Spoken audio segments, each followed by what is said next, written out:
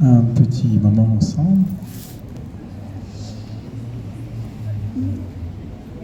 Je vais vous parler d'abord un peu de la méditation, du zen, puisque je vais donc méditer avec vous selon le bouddhisme zen.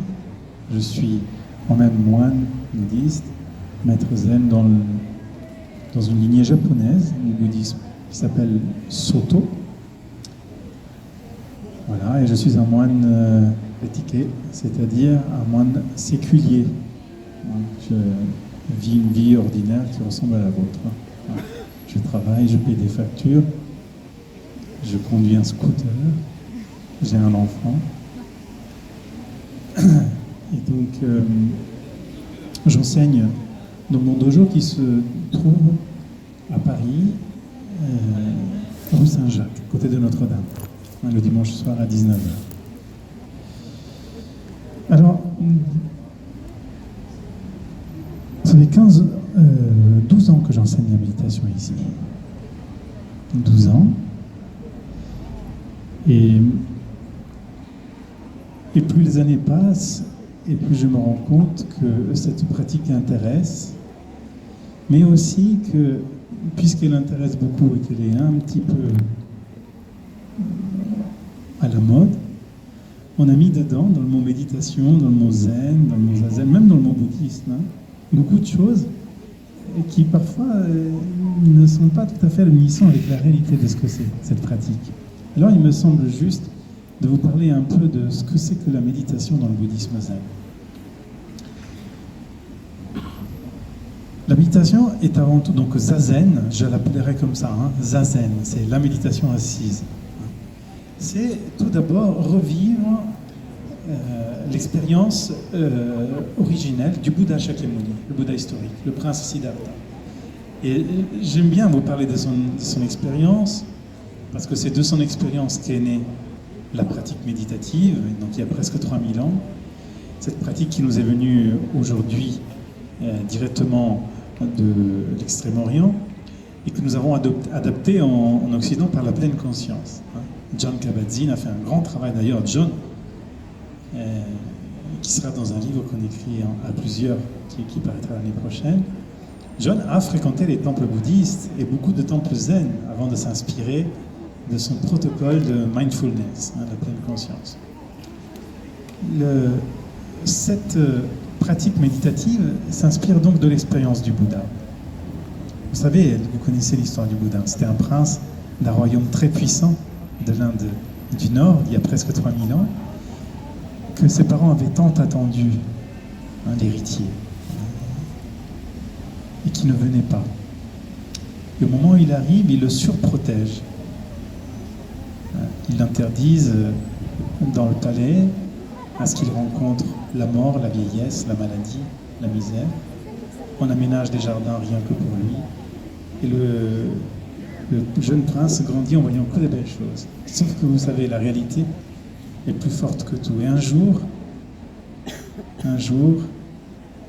il voit un cheval mourir dans les écuries royales et il demande à son cousin qu'est-ce qui se passe. Son cousin lui dit que c'est la mort et que nous n'y échappons pas. Le prince, il ne comprend pas, il décide de faire le mur et aller voir qu'est-ce qui se passe de l'autre côté du palais impérial. Il fait 4 rencontres. C'est des rencontres que nous faisons tous dans notre vie. Il rencontre un mendiant, il demande à son cousin pourquoi il tend la main, pourquoi il n'a pas à manger. Il lui dit, vous savez, prince, beaucoup de gens n'ont pas de quoi vivre. Puis il rencontre un cortège funèbre, et il dit, mais encore, même les hommes, ils meurent.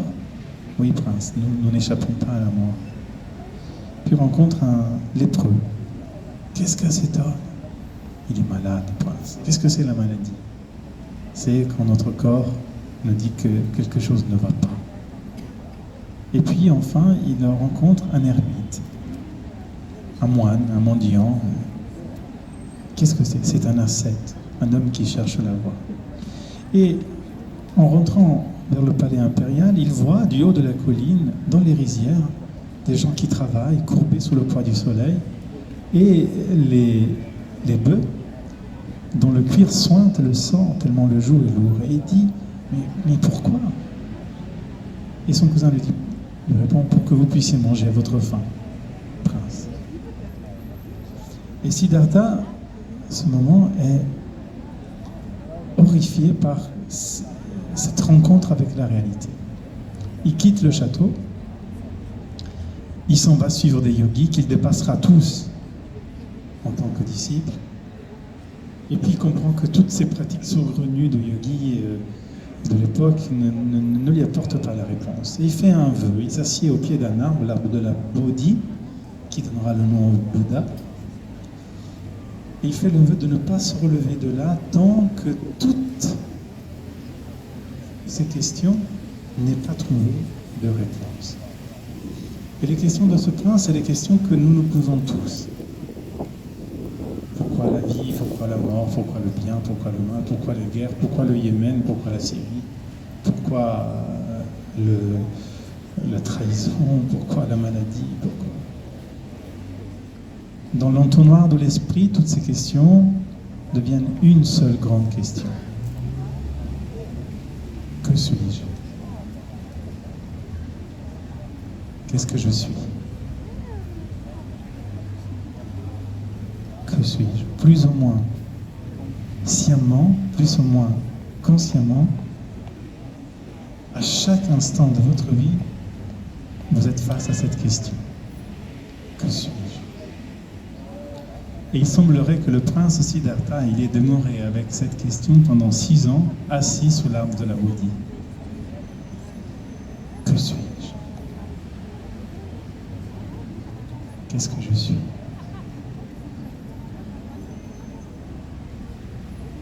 Puis un matin, selon la tradition, en contemplant l'étoile du Nord, l'étoile polaire dans le ciel, Siddhartha manifeste l'illumination, l'éveil. Soudainement, la réponse à cette question apparaît. Elle apparaît nette, c'est un tremblement de terre pour lui. Elle est aussi tranchante qu'une épée et aussi belle que l'éclosion d'une fleur. Que suis-je? Qu'est-ce que je suis? Et la réponse qui apparaît dans son esprit est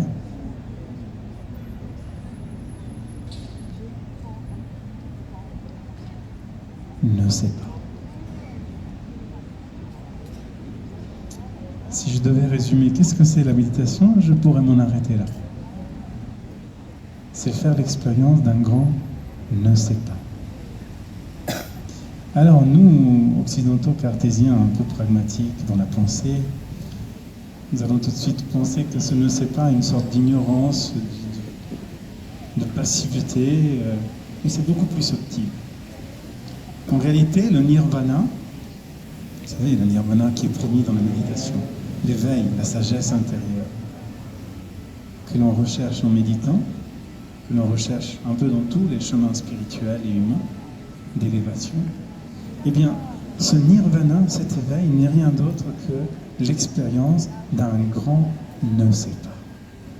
Même le Bouddha dira que nous ne sommes au fond rien d'autre qu'un vaste ne sais pas. Notre visage originel, notre esprit, notre âme, pour utiliser un mot judéo-chrétien, notre âme est un grand ne sais pas. Mais évidemment, ses disciples, ils n'ont pas compris tout de suite. Alors il a dû expliquer. Il a dit voilà, cette vie est souffrance. Tout du moins, cette vie est régulièrement traversée par la souffrance. Nous n'allons pas dire le contraire, non? Nous sommes souvent insatisfaits, incomplets.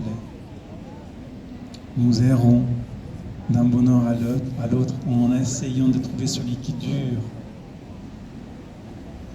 Nous faisons des essais de voies, de techniques, de modes de vie qui sont censés nous rendre heureux. Et on a beau changer, partir vivre à la campagne, à un moment donné, il y a cette insatisfaction qui revient. Ce sentiment, ça s'appelle dukkha en pali, dans la langue du Bouddha. Dukkha, c'est l'incomplétude, l'insatisfaction permanente.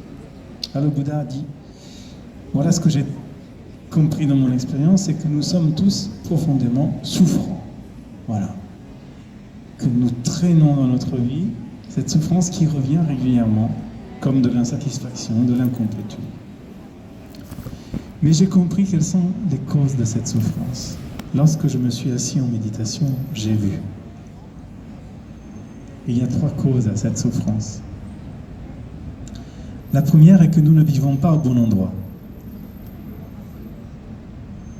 Nous vivons tous, même les maîtres zen, beaucoup dans notre passé. On regrette, on ressasse. Mais si j'avais fait ça, mais si j'avais pas fait ça, mais si on m'avait fait faire ces études, mais si on m'avait dit pas ça quand j'étais petit, mais si. Hein? Il y a tellement de regrets qui datent d'il y a 10, 15, 20 ans qui nous pourrissent encore le quotidien aujourd'hui. Or, le passé, par définition, n'existe plus. Et puis nous avons une autre tendance, c'est celle de vouloir vivre dans un futur hypothétique. Et nous surplanifions notre futur. Nous programmons, nous créons une telle tension dans notre vie qu'on est régulièrement déçu. C'est anxiogène, ce futur dans lequel nous nous projetons, pour la simple raison que lui, il n'existe pas encore. Et il y a un seul endroit où nous pouvons vraiment vivre et exister, c'est ici. Et déjà, quand je tape le sol, où s'en va le son de mon bâton?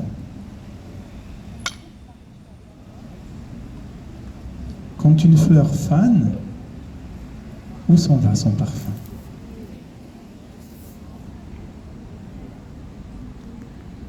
Quand nous mourrons, que reste-t-il de nous? Cet instant à peine nommé, il a déjà disparu. Alors le Bouddha enseigne une deuxième chose importante à la cause de nos souffrances, c'est que donc, nous ne vivons pas dans l'instant présent, nous ne vivons pas au bon endroit, et qu'en plus, nous croyons que ce qui se passe là où nous vivons existe vraiment. Nous croyons donc en nos expériences et nous croyons en notre ego, c'est-à-dire en nous-mêmes. Vous croyez que vous existez, vous croyez en ce moment que j'existe, que ce bâton, le Kotsu du maître, existe. Vous l'avez entendu.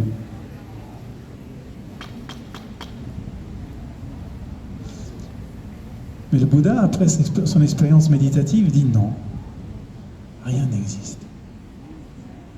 Vous n'existez pas. Dainin n'existe pas. Et le Kotsu n'existe pas.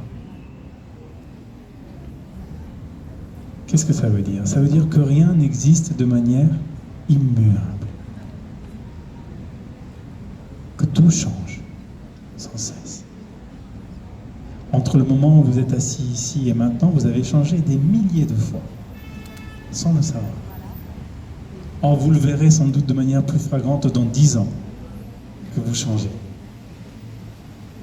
Mais en réalité, à cet instant, vos pensées changent.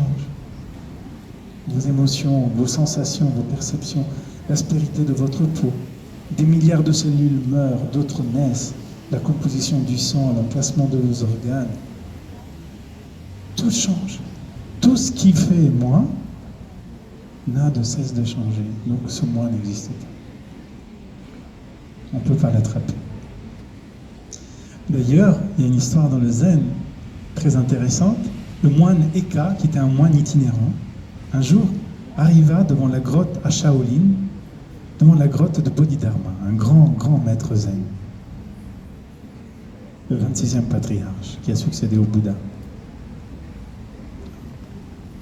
Bodhidharma était connu par sa sagesse. Alors, Eka se poste en dehors de la grotte et crie « Maître, guérissez-moi, sauvez-moi ». Combien de fois nous avons demandé ça? Peut-être devant une statue, en offrant un encens, ou en regardant le ciel, ou en pleurant avec un ami. Sauvez-moi. Et puis Bodhidharma accepte d'interrompre sa méditation et il le regarde et dit: que veux-tu? Depuis que je suis né, ma vie est souffrance. Trahison, abandon, la mort de mes parents, la pauvreté, la maladie. Il semble qu'il avait une hanche en gangrène. Et Bodhidharma lui dit: d'accord, je vais te sauver. Apporte-moi ici ta souffrance et je vais t'en libérer, je vais t'en guérir. Et Eka est allé chercher sa souffrance. Il a cherché longtemps sa souffrance. Puis, il vient voir Bodhidharma et lui dit: j'ai cherché ma souffrance bien au-delà des vallées de Chine. J'ai voulu saisir mon esprit, mais je n'ai pas pu. Et Bodhidharma lui dit: alors je t'ai déjà guéri. Où sont toutes ces choses qui nous font souffrir, qui nous empêchent d'être heureux, d'être libres? Quelle est leur forme, leur consistance, leur couleur, leur goût? Est-ce que quelqu'un peut la saisir?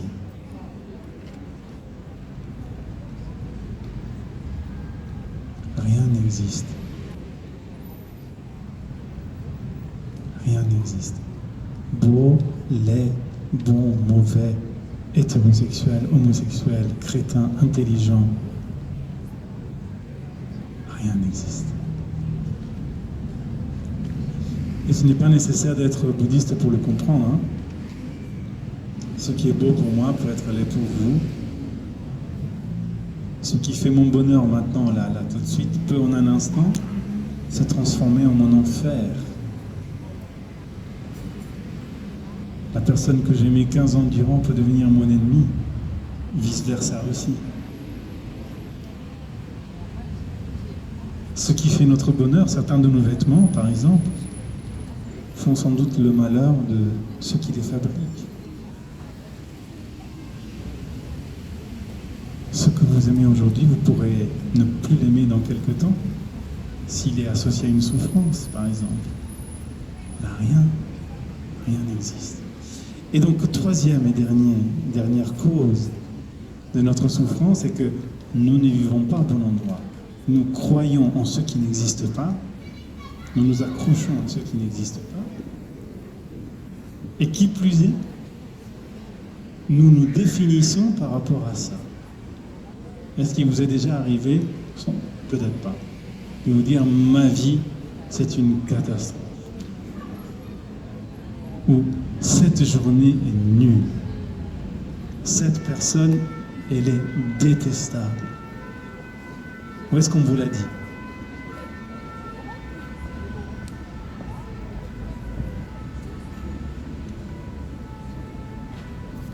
Ceci sont des illusions. Des illusions. Parce que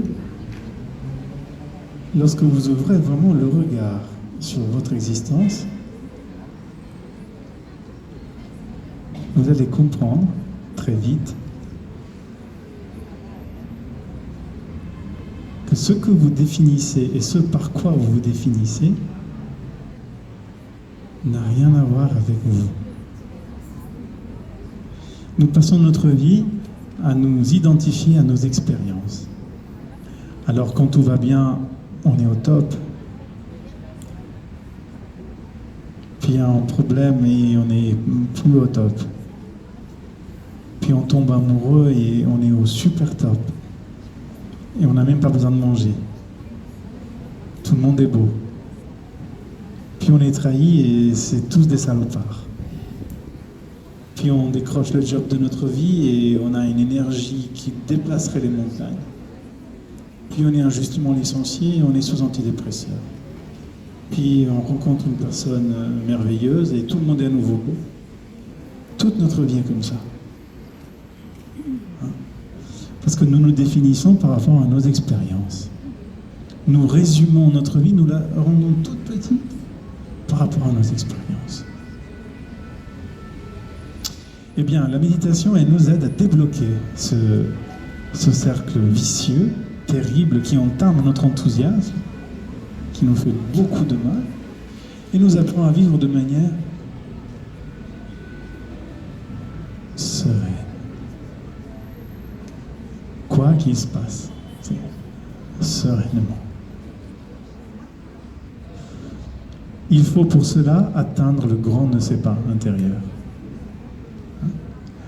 Aller trouver ce visage originel qui, pour l'expliquer à mes disciples, je dis toujours, ressemble un peu à un miroir. Au plus vrai de nous, nous sommes comme un miroir. À l'origine, le miroir, vous êtes d'accord avec moi, n'a ni forme ni couleur. Mais si le rouge passe devant le miroir est rouge. Si le bleu passe devant le miroir est bleu. Si un oiseau vole devant le miroir, dans le miroir, il y a l'oiseau. Vraiment l'oiseau, le même. Mais le miroir, lui, il n'est ni rouge, ni bleu, ni un oiseau. Ça, c'est ce que vous étiez, c'est ce que nous étions quand on était petits. Avant qu'on nous inculque ce qui est bien et ce qui est mal. Et quelles sont les réponses que nous devons avoir face à la vie. Mais dans la spontanéité de l'enfance, nous étions comme le miroir. Quand il y a la colère, il y a la colère. Et puis quand le goûter arrive, il n'y a plus la colère.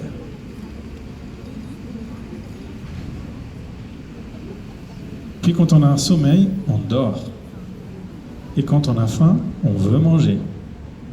Et quand on a une question sérieuse, on ne lâche pas. Il y a vraiment la question sérieuse. Et à aucun moment, l'enfant, il ne résume sa vie à ses expériences. Tout est possible pour lui, tout est ouvert. Et la bonne nouvelle est que nous avons tous été des enfants. Comme le dit Antoine de Saint-Exupéry, seulement nous l'avons oublié. Alors, comme dans le miroir, quand la souffrance apparaît, il y a vraiment la souffrance. Qui pourrait le nier? Quand la joie apparaît, il y a vraiment la joie. Quand la réussite arrive, il y a la réussite. Quand l'échec se manifeste, bam, il y a l'échec. Mais ma vie n'est ni cette joie, ni cette souffrance, ni cet échec, ni cette réussite, ni ce bonheur, ni ce malheur, ni cette trahison, ni cet amour, ni cette joie, ni cette tristesse, ni ces larmes, ni ces rires. Ma vie est beaucoup plus vaste que ça. Votre vie est beaucoup plus vaste. Elle peut tout prendre dans le reflet de son existence, sans être rien de ce qu'elle peut refléter. Rien. Ainsi, quand je suis en colère, qu'est-ce que je fais de cette colère? C'est une question de liberté. Quand je suis dans la joie, qu'est-ce que je fais de cette joie? Et au fond, être capable de vivre avec la main de l'esprit ouverte. Parce qu'on nous enseigne dès tout petit que pour être heureux, il faut faire ça. Il faut attraper, il faut tenir, il faut engranger, il faut posséder, entasser, avoir un diplôme, une maison, de l'argent, des études, des amis, et puis pas n'importe quel boulot. On a fini pour avoir nos placards pleins de choses. Et pourtant, on n'est pas plus heureux. Parce que la main qui tient, elle tue. Et la méditation, elle opère un changement dans notre esprit, c'est qu'il devient de ça.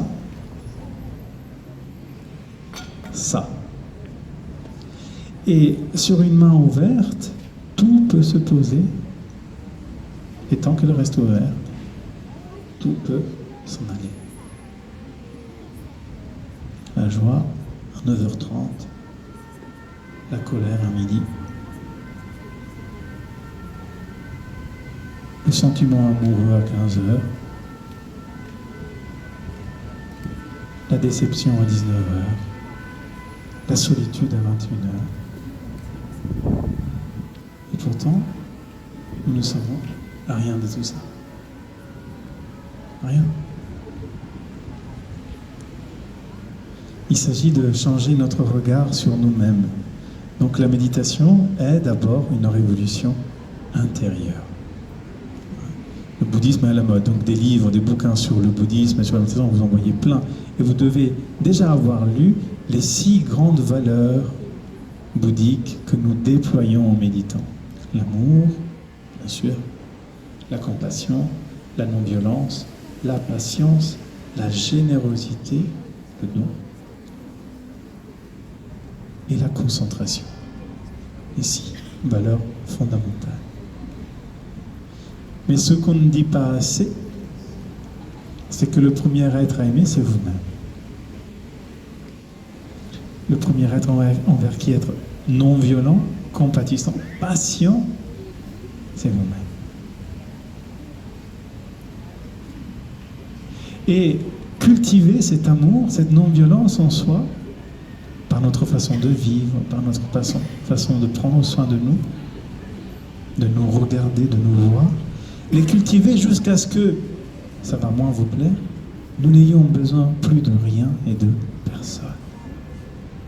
Jusqu'à ce que vous soyez parfaitement accompli et complet en vous-même tel que vous êtes d'instant après instant. Plus besoin de rien. Même pas qu'on m'aime. C'est dur ça, à entendre. C'est dur à entendre.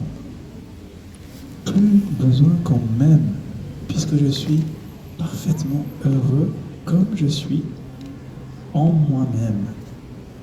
Et tout ce qui vient est un cadeau.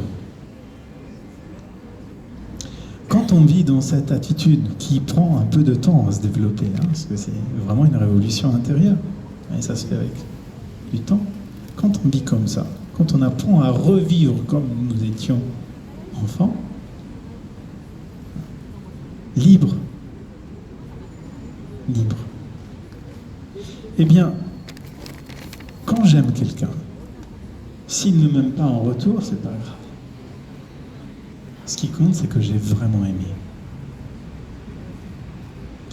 Et soudain, notre vie cesse d'être ce commerce permanent, même avec les gens, où il faut au minimum qu'on me donne ce que j'ai donné. Et donc, on est systématiquement déçus. Parce que l'autre, il n'a pas le même niveau d'appréciation de mon don. C'est pas possible. Mais si nous revenons à ce visage originel et nous sommes parfaitement complets en nous-mêmes, alors ce qui compte n'est plus d'être aimé, mais c'est d'avoir aimé en vérité, pas pour quelque chose, même pas pour être aimé en retour. La chose la plus belle est de savoir aimer, de savoir être patient, d'être non-violent. Alors ça ne veut pas dire que systématiquement on présente l'autre joue. Parce que cet être que je défends en premier, c'est moi-même. Quand je ne suis pas d'accord, je ne suis pas d'accord. Mais on ne fait plus les choses pour avoir quelque chose en retour. On fait les choses parce que on pense que ça doit être fait comme ça. Parce qu'à cet instant où je le fais, c'est vrai pour moi.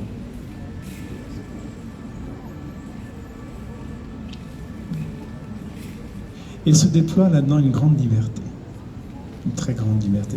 Évidemment que quand on nous aime en retour, quand on est patient avec nous, quand on est bienveillant, c'est bingo. Mais s'il n'y a pas ça, c'est vraiment pas grave. Tout va bien. Tout va bien. Tout est apaisé. Qui pourrait m'apaiser d'autre que moi-même? Vous attendez que les autres vous apaisent. Tout va bien. Tout est bien ici, tel que je suis. Et en plus, je sais que je suis sans cesse changeant. Donc, que tout est toujours possible. Que rien n'est clivé, fermé, ni à mes erreurs, ni à mes réussites, ni à mes lumières, ni à mes tares. Tout est toujours possible. Et vous voyez, il y a un deuxième effet de cette renaissance intérieure, c'est que soudainement vous voyez les autres comme vous voyez vous-même. Ils ne sont ni cons, ni brillants, ni beaux, ni laids. Ils sont ce qu'ils sont à cet instant-là. Quelqu'un fait une erreur, il n'est pas cette erreur.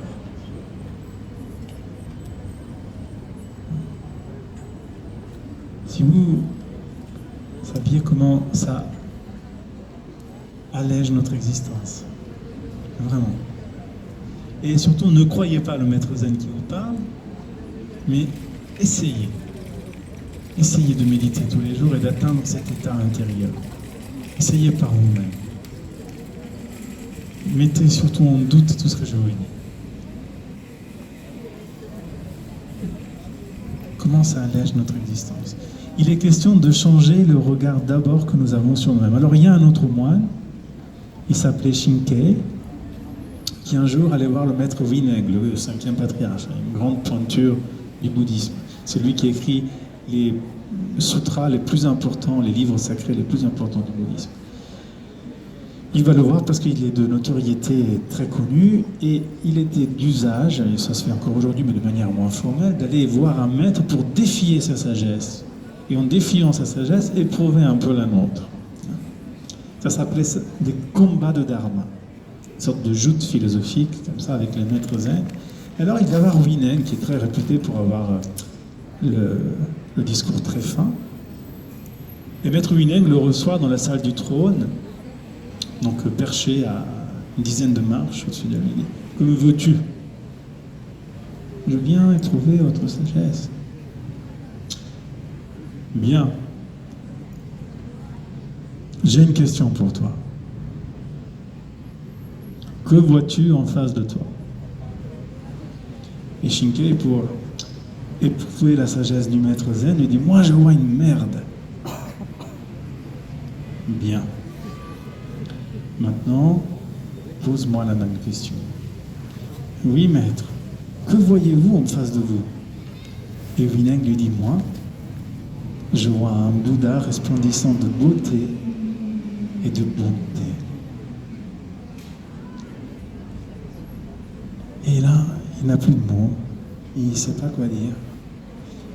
Et donc Wineng, comme il voit qu'il n'a pas compris, il est obligé de lui expliquer. Tu vois, Shinkai, un Bouddha resplendissant de beauté et de bonté ne peut voir que des Bouddhas resplendissants de beauté et de bonté. Voilà parce que tu vois ce que tu vois. Voilà pourquoi tu vois ce que tu vois. Hein? Nous voyons le monde et les autres à la lumière du regard que nous portons sur nous-mêmes. Hein? Quand le regard sur vous est serein, le regard sur le monde est serein aussi. Quand le regard sur vous est apaisé, est juste, n'est pas injuste, alors le regard sur les autres n'est pas injuste non plus. Il est apaisé. Il est question de changer le regard sur soi.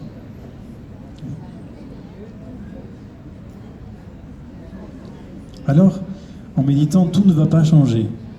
Vous n'allez pas finir, vous n'allez pas arrêter de vous disputer, d'être déçu,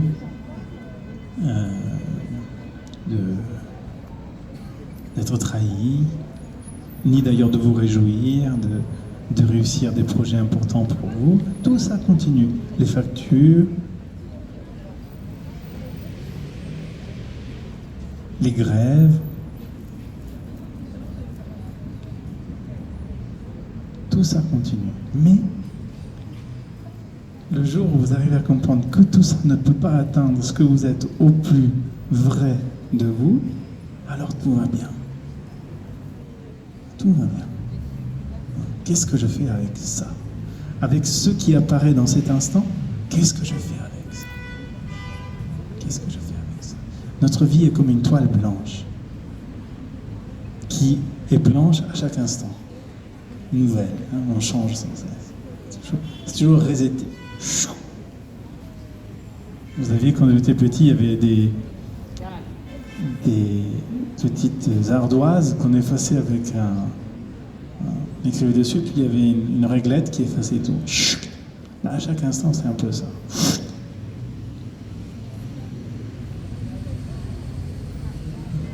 Et à chaque instant, donc, tout est possible. Nous avons la liberté de choisir d'être éternellement satisfaits, de nous accrocher à nos illusions pour nous faire aimer, pour nous faire plaindre, pour aussi ne pas trop faire d'efforts.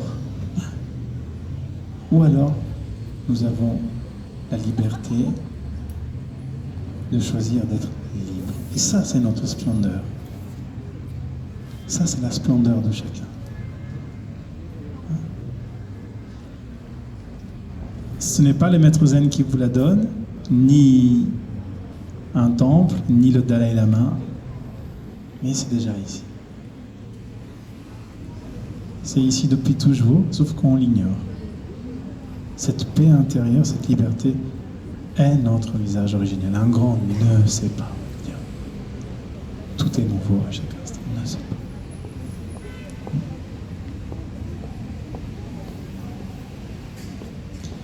Une dernière chose avant de méditer 10 minutes ensemble.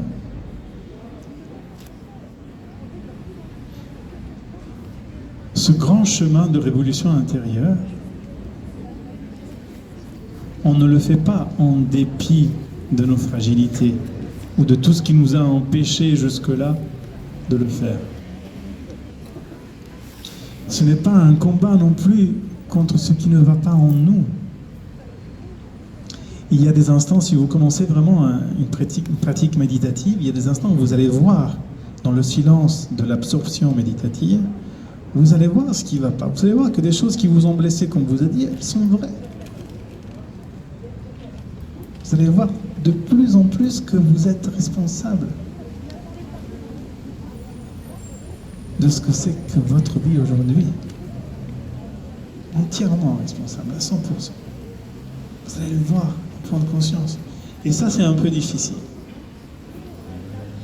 Et souvent, on pense aussi, parce que certains enseignants l'enseignent, hélas, c'est que ça, il faut combattre. Il faut mettre à l'écart. On fait table rase, on recommence. C'est impossible.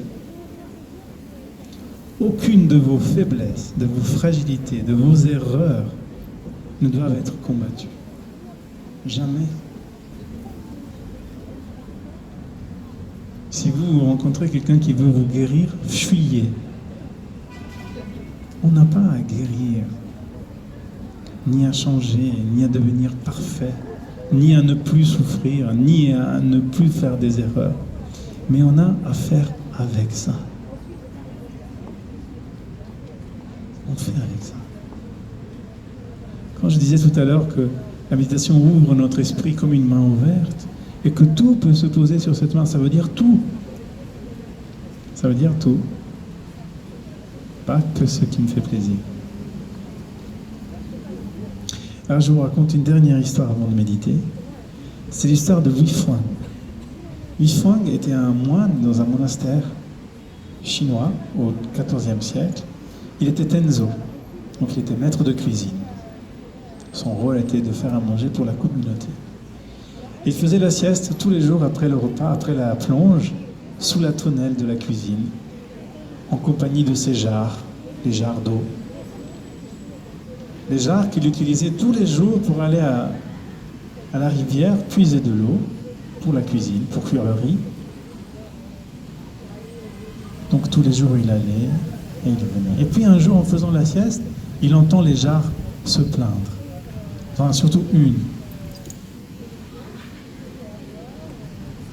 Ah, elle dit à l'autre, moi je suis vieille, je suis toute fêlée, Quand on arrive au monastère depuis la rivière, si je suis à moitié pleine, c'est déjà beaucoup. Un jour, on va me changer, on ne va pas beaucoup m'aimer. Toi, tu es toute neuve, tu arrives à ras-le-bord à la cuisine. Je ne sais plus faire ça. Je ne sers plus à grand-chose. Et le Tenzo,